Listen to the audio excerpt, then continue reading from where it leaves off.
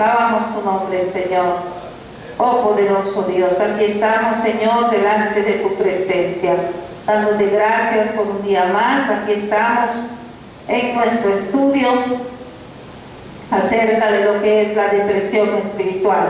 Les invito a que nos pongamos todos de pie y vamos a leer el libro de Gálatas, capítulo 6, versículo 9.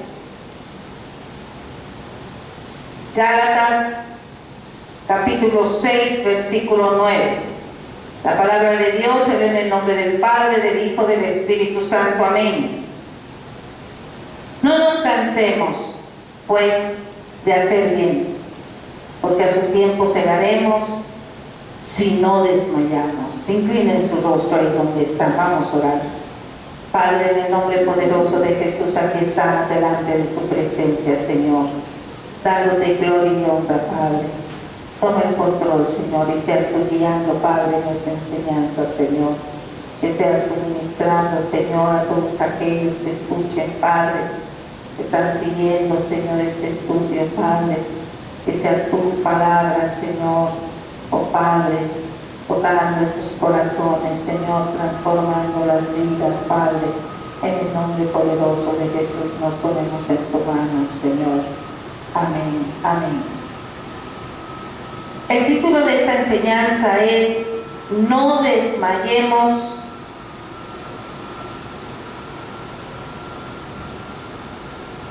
haciendo el bien. Estamos en el estudio de la depresión espiritual en los cristianos y es importante entender que solo a través de la Biblia un creyente puede recibir ayuda. El libro de Gálatas se destaca como la carta más ferviente de Pablo, en el que emitió una fuerte reprimenda tanto a los miembros de la iglesia que se estaban desviando como a los falsos maestros que los llevaban por mal camino. Las falsas enseñanzas atacan al pueblo cristiano y les llena su mente de ideas falsas, lo que con el paso del tiempo puede arruinar su testimonio cristiano y arrebatarles la felicidad. Este problema ha estado siempre presente en la historia de la iglesia cristiana. Y debemos tener presente que en la mayoría de los casos son seducidos y extraviados por no conocer al Dios que les otorgó su salvación. Fueron iluminados por la gracia de Dios, pero no caminan con Cristo. Es por eso por lo que el Señor dijo en Oseas capítulo 4 versículo 6, dice, Oseas 4:6 dice: mi pueblo fue destruido porque le faltó conocimiento. Y incluso viene aquí una palabra muy fuerte del Señor, dice: por cuanto desechaste el conocimiento, yo te echaré del sacerdocio, y porque olvidaste la ley de tu Dios, también yo me olvidaré de tus hijos. Las falsas enseñanzas insisten en que además de lo que ya hemos creído, nos hace falta hacer algo más. Eso es lo que nos quieren inculcar. O le quitan o quieren ponerle más. Y estos falsos maestros se creían muy espirituales y decían: estamos de acuerdo con la predicación de Pablo, pero le faltó ir más allá, algo que es absolutamente vital, la circuncisión. Pero ahora, y sabemos que eso era completamente una mentira, ¿sí? Ellos mismos no circuncidaban, ellos mismos no guardaban la ley. Entonces, ahora estamos en un clima muy diferente de lo que vamos a ver ahora. El apóstol primero se dirigió a los cristianos que estaban siendo inducidos a dudar de la verdadera fe. Pero ahora vamos a ver también que Pablo habló a los cristianos que estaban caminando firmes en la roca de Cristo, eran obedientes. Ellos no se habían dejado de seducir de estas falsas enseñanzas, de estos maestros, pero estaban corriendo un grave peligro, pues el diablo, el Señor le reprenda, estaba siendo sutil y les oprimía con una sensación de fatiga y de cansancio, aún yendo en el camino recto. Estos hermanos estaban bien encaminados, pero el problema es que avanzaban arrastrando los pies, con la cabeza y con los brazos caídos, y el espectáculo que estaban dando no era el correcto ante el mundo, no era fácil. Ellos estaban ahí mismo en la iglesia de Gálatas, veían cómo los hermanos eran seducidos y ellos tratando de ayudar y tratando siempre de hacer lo bueno, pero veían que no reaccionaban. Tantas situaciones que se viven en la iglesia y llegaron en un momento a sentir ese cansancio. Pero ahora vamos a considerar esto en términos generales para que sea entendido. Se trata de lo que podríamos llamar el peligro del periodo intermedio, que es algo innegable. No solo en la vida cristiana como tal, sino en la vida entera, en todos los procesos que tenemos en nuestras vidas. Esto es algo que a todos nos pasa y a lo que tarde o temprano, según vamos avanzando en edad, todos tenemos que enfrentarnos. Si Dios nos permite, todos pasamos una etapa temprana, una etapa media y la final. Y en general se presta más atención a la edad temprana, que es la niñez, la juventud y la etapa de la ancianidad. Estos tres periodos en el ser humano tienen sus dificultades, pero el más difícil es el periodo intermedio. En la primera etapa somos guiados. Si tenemos la bendición de Dios de ser guiados, todo en la niñez, en la adolescencia, los que tienen la bendición de tener padres que se preocupan o un ser querido que se preocupa por ellos, vive siendo guiados. Y cuando nos hacemos viejos, igualmente si tenemos la bendición somos ayudados.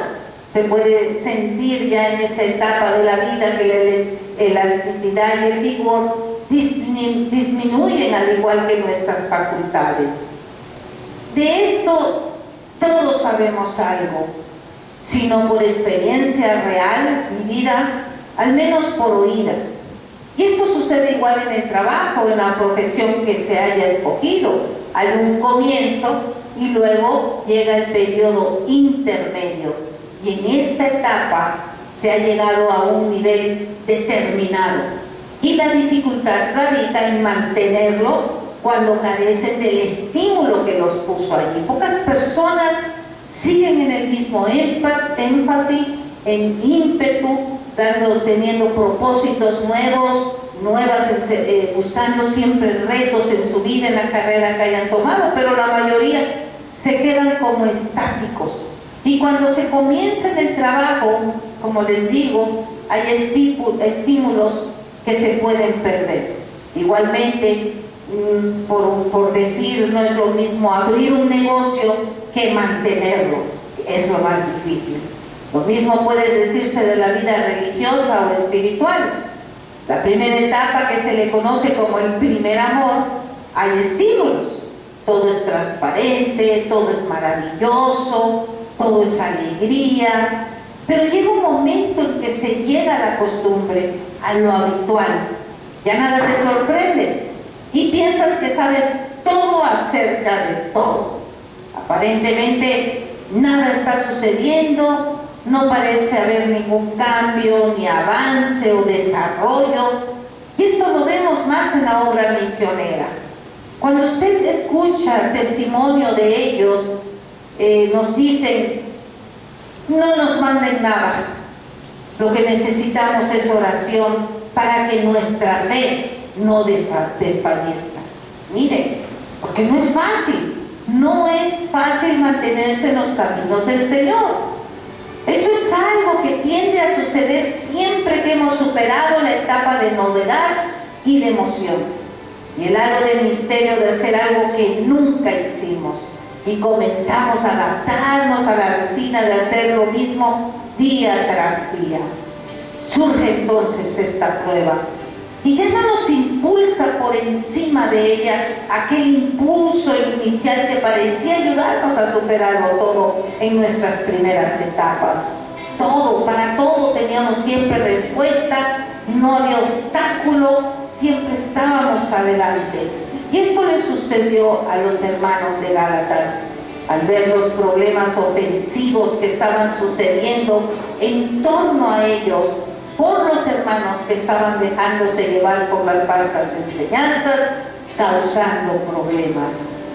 Y al suceder estas dificultades y problemas, en el momento que ellos estaban pasando por un periodo crítico, los llevó a sentirse cansados de hacer el bien. No es del todo infrecuente que se llegue a un punto en donde el desarrollo y el avance parecen haber llegado al límite, lo que nos deja en una especie de calma espiritual, donde es difícil saber si hay un movimiento de una u otra dirección. No sabes a dónde ir, no sabes qué hacer, como que hay un vacío. Y podemos decir que estamos considerando a gente cansada, no tanto del trabajo como de estar inmersos en él. No es tanto el trabajo, sino que se dejan inmerser. No nos cansemos de hacer el bien, dice el Señor.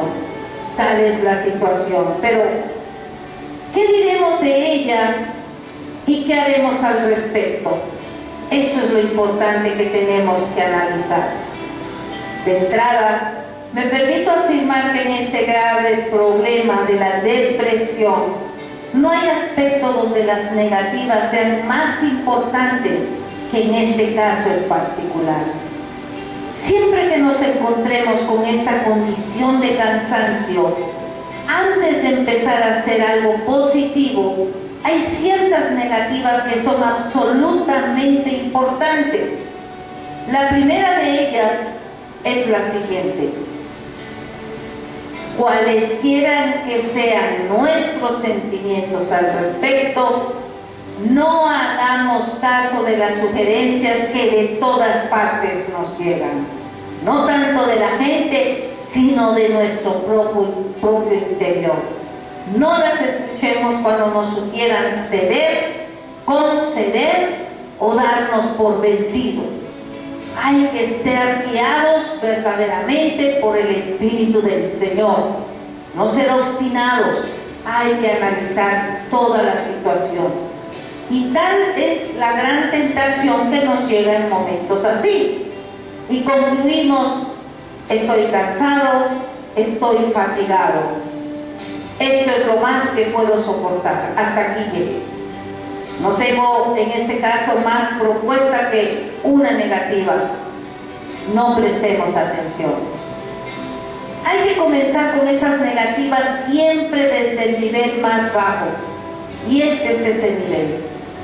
Debemos repetirnos: pase lo que pase, seguiré adelante. No importa la crítica, no importa lo que puedan pensar, puedan dirigir, puedan señalar, no importa. No hay que ceder, ni conceder. Estar abiertos, romper ideas que ya están ahí truncadas en nosotros mismos. Se puede decir romper paradigmas. Y tampoco hay que resignarse, porque también hay quienes no se dan por vencidos, pero se resignan. No, yo aquí estoy bien, no me muevo. Y con ello pierden el ánimo y toda esperanza. Dicen: he perdido el gozo y tengo que aceptarlo. No me voy a ir ni a dar la espalda, aguantando lo mejor que pueda. Tal es el espíritu de resignación, o sea, la aceptación de lo que te está sucediendo. Estás viendo que no hay un avance y sigues ahí. Y eso sucede en la profesión también, en la vida propia. Y peor aún en espiritual. En todos los procesos de nuestras vidas sucede. Y eso se trata también de una tentación del diablo. Señor, le reprenda. Si éste puede hacer que el pueblo de Dios pierda la esperanza, Él estará completamente satisfecho. De todos los peligros que enfrenta la iglesia cristiana, ese es el mayor: hacer las cosas por mero formalismo y como obligación. Como decimos, se sigue adelante, pero con paso lento, desganado, en vez de andar como debiéramos de hacerlo. juntarnos como cuerpo de Cristo, seguir adelante, así con toda situación que esté sucediendo alrededor, unidos, porque el Señor quiere que estemos unidos al cuerpo de Cristo. Hay un tercer peligro, el cual consiste en que cuando llegamos a estar fatigados y cansados, tendemos a recurrir a los estimulantes artificiales. Conocemos esta tentación. Ha llevado a la ruina a muchos que sabían forjar una profesión o establecido un negocio y que luego cayeron en una actitud de fatiga. Todos ellos estaban conscientes de no tener ya el rigor y el brío que tenían antes. Ya no se sentía, como suele decir, en la cumbre de su trabajo. Y con situaciones también que les pasan alternas, caen en ese pozo. Por sí mismos no sabían qué hacer al respecto. Pero entonces alguien les sugiere que lo que les falta es un tónico. Aquí es donde aparece el peligro de comenzar a ingerir bebidas alcohólicas o drogas. Empiezan con poco y terminan destruyéndose, destruyendo la familia, que es lo que vino a hacer el enemigo. El Señor lo reprenda, a robar, matar y destruir. Y eso sucede igualmente en la iglesia, que buscan aliviar ese cansancio espiritual generalizado. Inventan algún tipo de excitación o adoptan nuevos métodos, alegando tener que sobreponerse a esto, establecen programas novedosos. ¿Acaso no lo hemos visto muchas veces en carteleras en los templos? ¿Acaso no nos viene a la mente alguna iglesia que siempre está poniendo anuncios demasiado novedosos o encontrando nuevas atracciones? No hay cómo tener entretenida a la gente. Obviamente tales iglesias viven de estimulantes artificiales y todo esto se ha hecho pensando en lo que el pastor o alguna otra persona responsable ha dicho. Hemos caído en un bache y casi nos estamos muriendo. ¿Qué podemos hacer al respecto? Bien, hagamos esto, hagamos aquello. Eso hará que la gente trabaje y se ponga activa y despertará un nuevo interés. Pero tal razonamiento en la vida espiritual y de la iglesia solo es comparable a una cosa en el nivel natural, y es al hombre que se entrega a la bebida o a las drogas de proporcionarse alguna excitación o estímulo. Como puede verse, esa es una tentación y un peligro extremadamente sutil. Parece tan plausible, justamente piensan, eso es lo que nos hacía falta. Y no obstante, detrás de todo esto se halla la terrible falacia, la terrible mentira de que en un sentido científico lo que realmente se está haciendo es extenuarse más aún, cansarse más aún. Mientras más se apoya a alguien en las bebidas alcohólicas o en las drogas, más empobrece su energía natural. Y mientras más se extingue, más necesitará de esas drogas o del alcohol. Y así el proceso continúa en forma acumulativa. Exactamente sucede lo mismo en la vida espiritual. Tenemos pues tres negativas de suma importancia. Volvamos ahora a lo positivo. Tenemos que evitar estas peligrosas trampas. Pero ¿no habrá algo más que podamos hacer? Aquí estamos cansados de hacer el bien, pero ¿qué podemos hacer? Lo primero, y que hemos visto anteriormente, es autoexaminarnos. Empecemos por estudiarnos a nosotros mismos. ¿Por qué estoy cansado? ¿De dónde viene mi cansancio? Y recuerden, nunca se va a poder aplicar el remedio antes de conocer la causa del mal. ¿Por qué estoy cansado? ¿De dónde viene mi cansancio? ¿De dónde viene mi fatiga? Esta pregunta tiene muchas posibles respuestas. Tal vez por trabajar físicamente demasiado. Pero mire, es posible cansarse en el trabajo y no cansarse del trabajo. Es una pesadez que traes, no es el trabajo en sí, es esa pesadez que arrastras. Es posible trabajar de más, sí, no importa en qué campo, si natural o espiritual, y exigir de las energías y reservas físicas un esfuerzo excesivo, pero puede ser que no sea también ese el caso. Quien trabaja mucho y bajo presión tiene que sufrir. Por supuesto, si tal es la causa del problema, el remedio necesario es el tratamiento médico, ¿no? Tenemos de esto un sorprendente ejemplo en el Antiguo Testamento.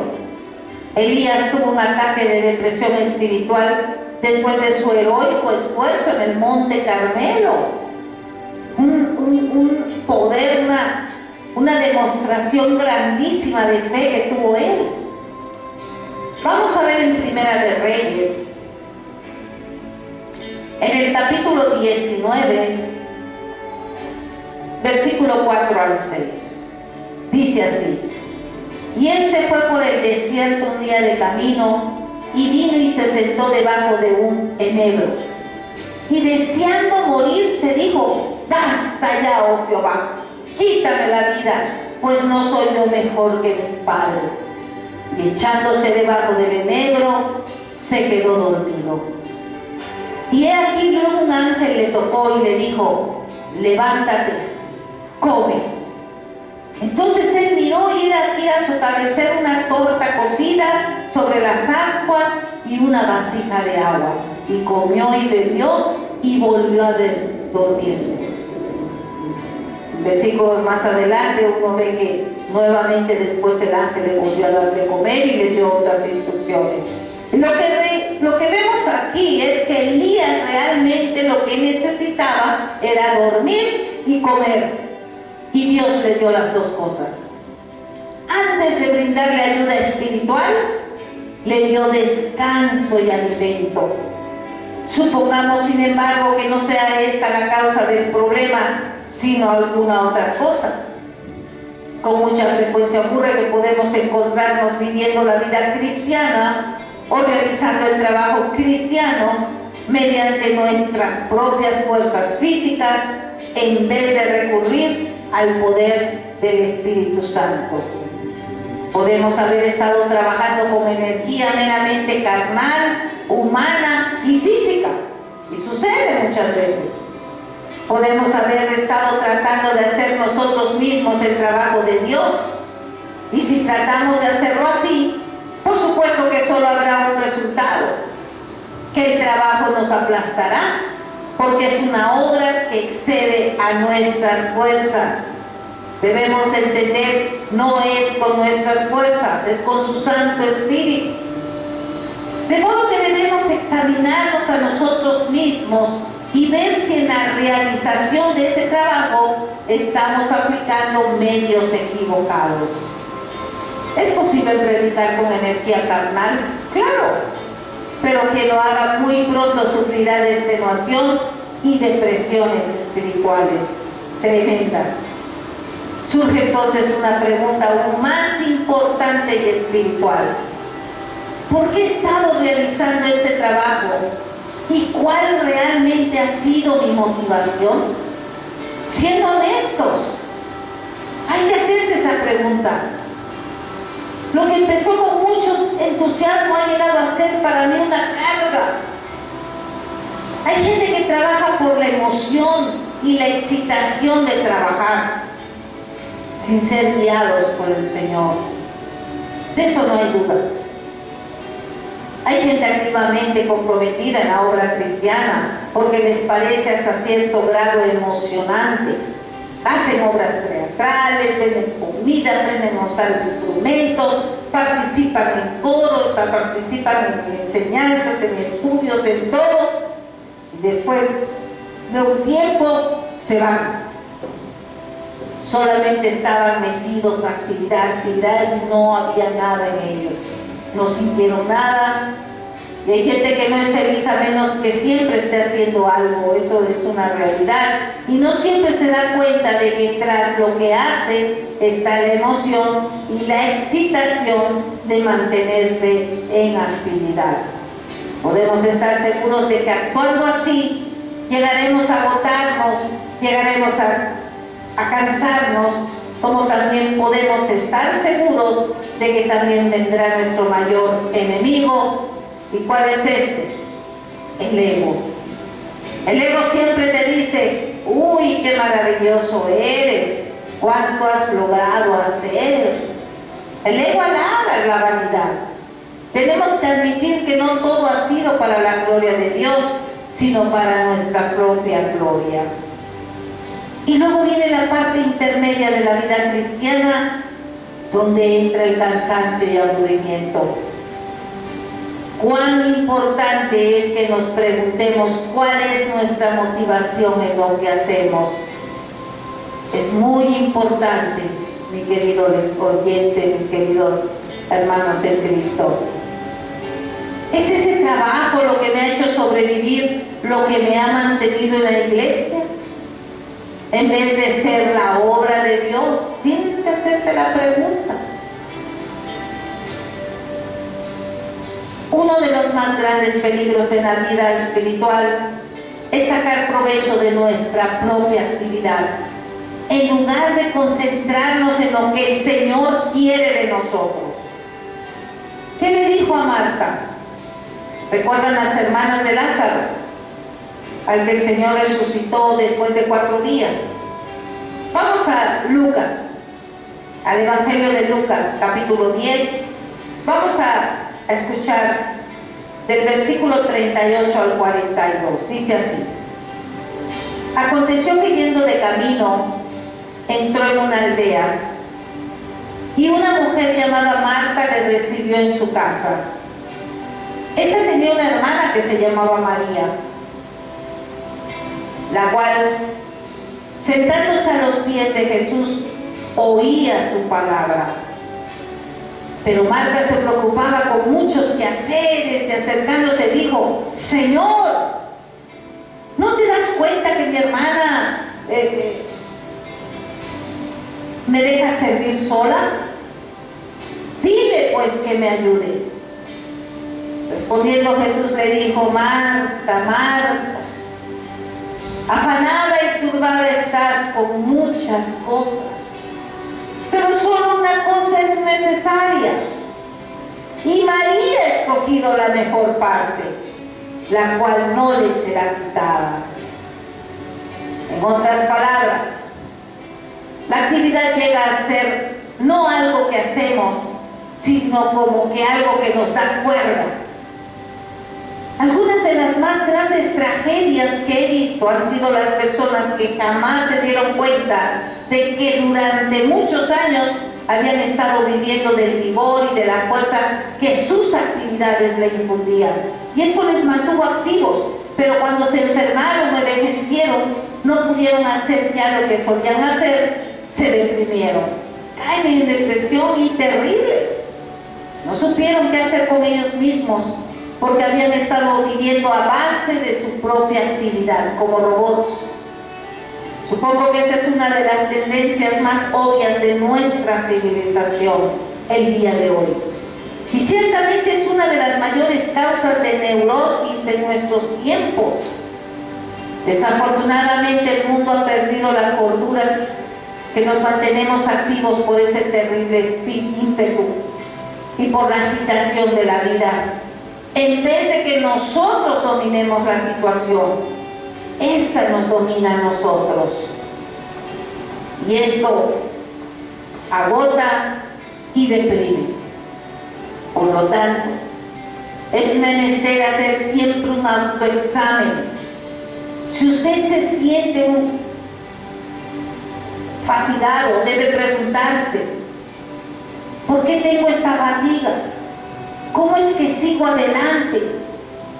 Examine su actitud completa hacia la vida y hacia lo que hace en particular, y descubra qué impresión tiene de la vida cristiana, por qué se incorporó a ella y qué significa en su vida. Deténgase y hágase estas preguntas. De acuerdo con las enseñanzas del apóstol hay ciertos principios importantes que debemos reconocer si es que vamos a sanar de esta condición. En primer lugar, hay fases en la vida cristiana como en cualquier otro aspecto de la vida. El Nuevo Testamento habla de que debemos ser niños en Cristo y habla también de crecimiento. Juan dirige su primera epístola a los niños, a los jóvenes y a los ancianos. Esa es una realidad que la encontramos en las Escrituras. La vida cristiana no siempre es exactamente la misma. Tiene un principio, una etapa intermedia y luego viene el fin. Debido a estas fases se presentan muchas variaciones, siendo tal vez los sentimientos los más variables. Se puede esperar que haya más sentimientos al principio y normalmente sucede así, es normal. Pero ocurre con frecuencia que algunos cristianos se cansen porque ciertos sentimientos ya no se hacen presentes, pero no se dan cuenta de lo que realmente ha sucedido, y es que su edad ha cambiado, han ido avanzando y van llegando a esa etapa intermedia. Al ver que ya no son lo que antes fueron, concluyen que están del todo equivocados. Sin embargo, tales cambios tienen lugar a medida que vamos creciendo y desarrollándonos espiritualmente, y obviamente todo esto hace que nuestra experiencia sea diferente. Hay un ejemplo que nos da el hermano John Jones y dice así: hace tiempo me tocó ver una niñita, tal vez de unos 4 años, en el momento en que salía de su casa con su madre. Y no pude menos que fijarme en la forma en que salió de la casa. La niña pues no caminaba, sino saltaba, brincaba, hacía cabriolas como un corderito. Así son los niños a esa edad. La madre, sin embargo, caminaba normalmente. Y dice él: asegurémonos de no pasar por alto el hecho de que algo semejante ocurre en la vida espiritual. A la niña le sobraba energía y aún no había aprendido a controlarla. Es la niña. La madre en realidad tenía mucha más energía que la niña, aunque si uno las miraba de manera superficial, se diría que la madre tendría menos porque caminaba tranquilamente. Pero sabemos que no es así. La energía era realmente mayor en la madre, aunque parecía ser mayor en la niña. Precisamente por haber malentendido esta experiencia de tomar las cosas con tranquilidad, mucha gente piensa que ha perdido algo vital, y eso la conduce al desaliento y a la depresión. Reconozcamos que hay distintas fases, que hay etapas de desarrollo en la vida cristiana. Algunas veces el solo hecho de darse cuenta de esto resuelve el problema. Vayamos ahora al segundo principio. No nos cansemos de hacer el bien. No lo olvidemos. Se trata de hacer el bien, pero eso es lo que tendemos a olvidar. Decimos semana tras semana, siempre lo mismo. Esa actitud es negativa.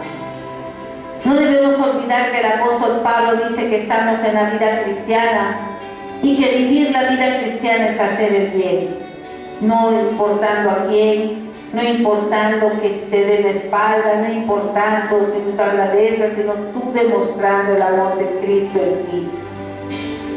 Si usted considera la vida cristiana como una tarea monótona, realmente está insultando a Dios. Muchas veces al cuestionar a los miembros de una iglesia de qué es para ellos la vida cristiana, casi siempre te contestan: pues es no hacer lo que hacen otros, porque es caminar en el camino recto y angosto. Pero si les preguntas exactamente cómo es ese camino, si tú quieres describirlo, en realidad no saben hacerlo. Dicen también, es decir no y a esto y comprometernos a aquello, dejamos algunas cosas. y que hay que estar constante en la iglesia. Querido oyente, hermanos en Cristo, la vida cristiana no es una tarea. La vida cristiana por sí sola es digna de llamarse vida. Esto la hace justa, santa y pura y buena. Esta es la clase de vida que el Hijo mismo de Dios vivió y significa ser semejantes a Dios mismo en santidad. Por eso uno debe querer pedirla. Si usted está pasando por esto, debe cuestionarse: ¿cómo llegué a esta vida, la cual encuentro tan dura y difícil y por la cual estoy siempre refunfuñando y quejándome? Podría llevar más lejos la pregunta: ¿cómo me incorporé a esta vida cristiana? Ya que estoy en el camino estrecho, ¿cómo llegué del camino ancho? ¿Qué cambios significativos han ocurrido en mi vida? Para tales preguntas solo hay una respuesta.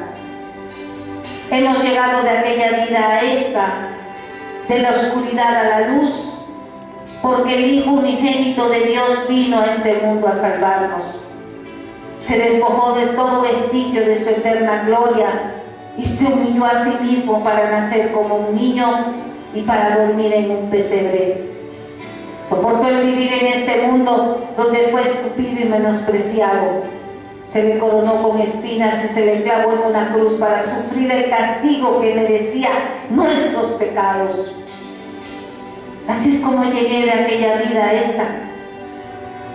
Si alguna vez, aún por una fracción de segundo, pongo en duda la grandeza y la gloria, el prodigio y la nobleza de este camino en el cual estoy comprometido, entonces también yo le estoy escupiendo. Eso ni pensarlo. No nos cansemos de hacer el bien, hermanos.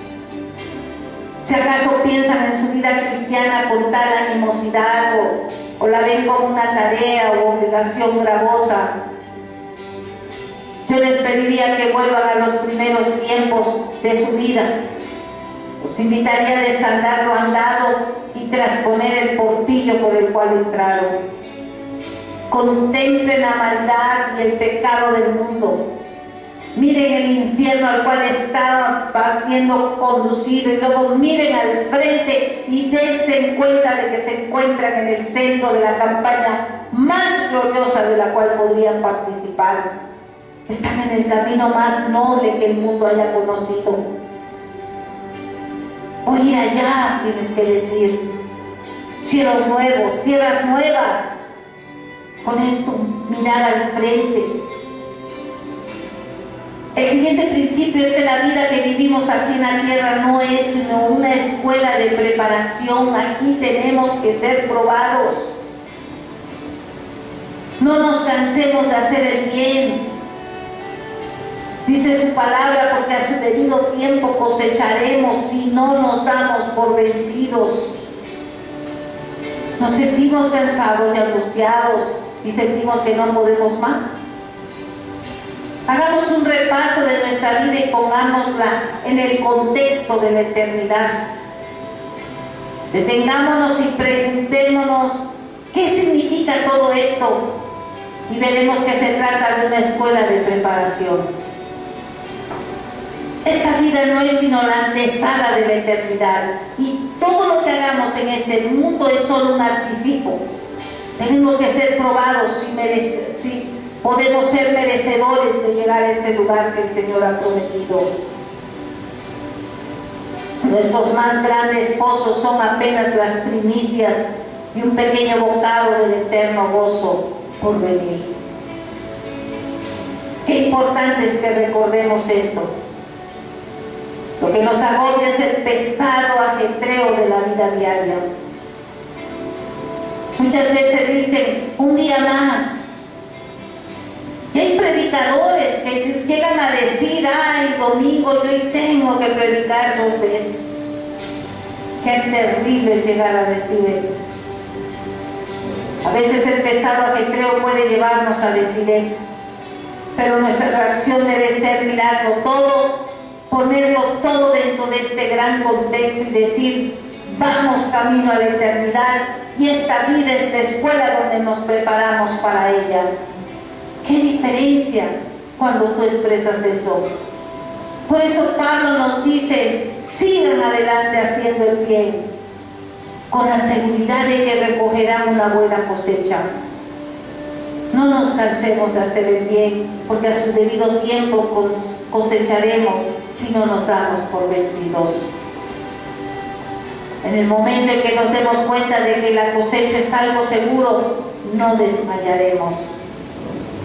El problema es que el mundo está demasiado con nosotros.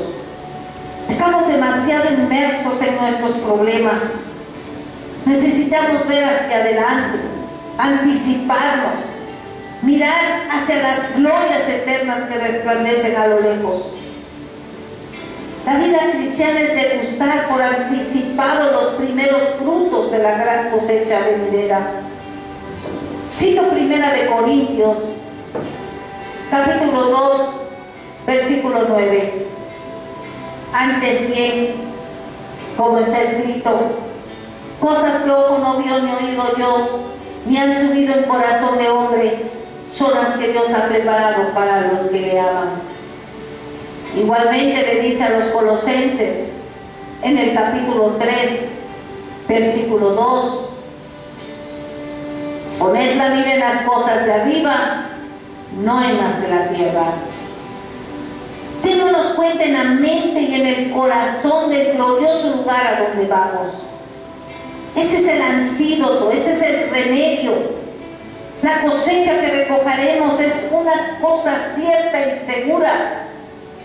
De ahí que Pablo les diga a los corintios, en 1 Corintios, en el capítulo 15, en el versículo 58, dice así: así que, hermanos míos amados, estad firmes y constantes, creciendo en la obra del Señor siempre, sabiendo que vuestro trabajo en el Señor no es en vano. Sigamos realizando nuestra tarea al margen de nuestros sentimientos. Continuemos trabajando, que Dios dará el crecimiento y enviará la lluvia de su misericordia según la necesitemos. La cosecha será abundante. Esperémosla, que a su debido tiempo cosecharemos. Por sobre todas las cosas, tomemos en cuenta al amo para quien trabajamos. Recordemos cómo sufrió y cuán paciente fue. Retomemos ese poderoso argumento del capítulo 12 a los Hebreos. Hebreos 12, versículo 4 dice: porque aún no habéis resistido hasta la sangre, combatiendo contra el pecado. Dicho de otra manera, él dijo: ustedes todavía no han tenido que resistir hasta derramar su sangre, pero él sí. Descendió de los cielos y todo lo soportó, y cuán paciente fue, cuán poco inviable fue su vida.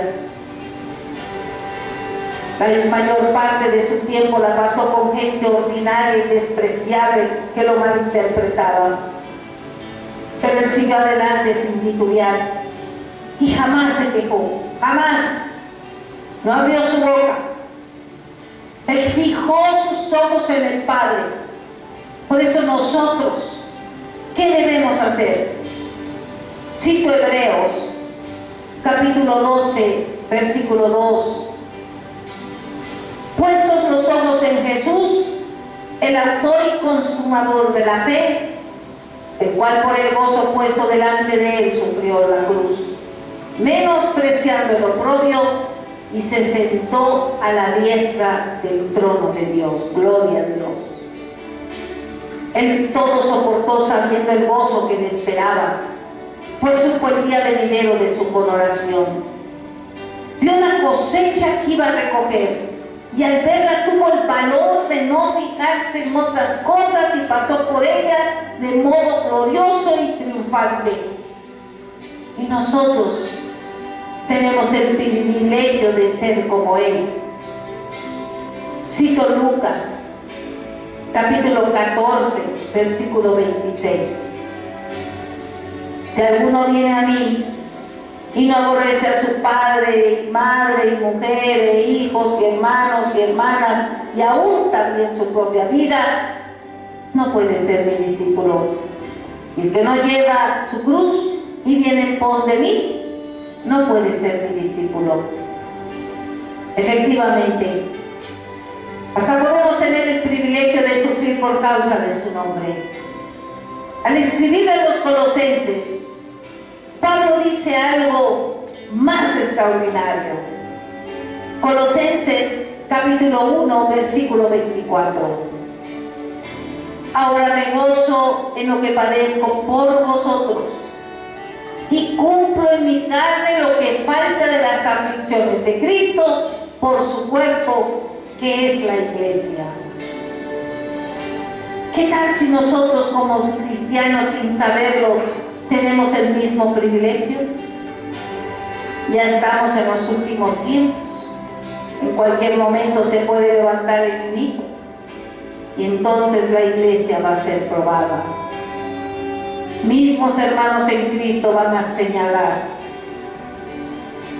Recordemos a nuestro bendito Maestro.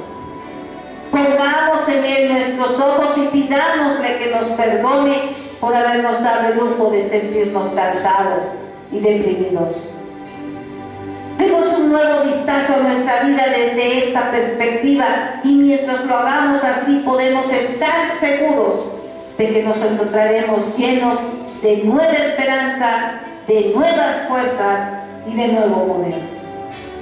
No tendremos que recurrir a estimulantes artificiales ni a ninguna otra cosa, pues nos veremos nuevamente emocionados por el privilegio y el gozo de tener todo esto, y nos aborreceremos por haber refunfuñado y por habernos quejado, y seguiremos adelante con más gloria todavía, hasta que un día oigamos que nos dice, cito Mateo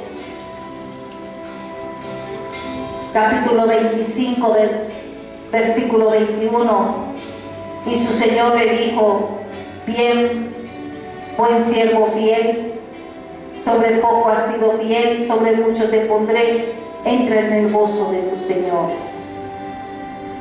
También en Mateo 25, 34 dice, entonces el rey dirá a los de su derecha, venid, benditos de mi Padre, heredad el reino preparado para vosotros desde la fundación del mundo. La lección de todo esto es, no desmayemos haciendo el bien, pues a su tiempo segaremos, así no desmayamos. El versículo 10 dice, así que según tengamos oportunidad, hagamos bien a todos y mayormente a los de la familia de la fe. Gloria a Dios. Inclinen su rostro ahí donde están. Vamos a orar. Padre, en el nombre poderoso de Jesús, te damos gracias, Señor, por esta enseñanza, Padre, por este estudio, Señor, que hacemos a través del hermano Dios, Padre.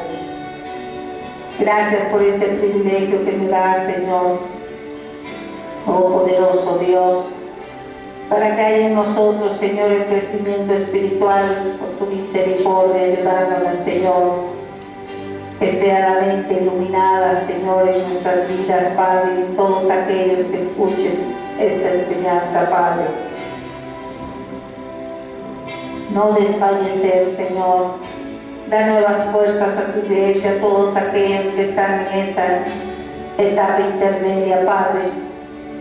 Que no pierdan, Señor, el gozo, Padre, de esta grandeza tan grande de darnos tu salvación, Padre. Oh poderoso Dios, que pongamos todos nuestra vista, Señor, a ese lugar que tú has prometido, Padre, al lado tuyo, Señor, con tu Hijo amado, Padre, en esos cielos nuevos y tierras nuevas, Padre. Ayúdanos, Señor, en el nombre poderoso de Jesús te lo pedimos. Amén. Amén.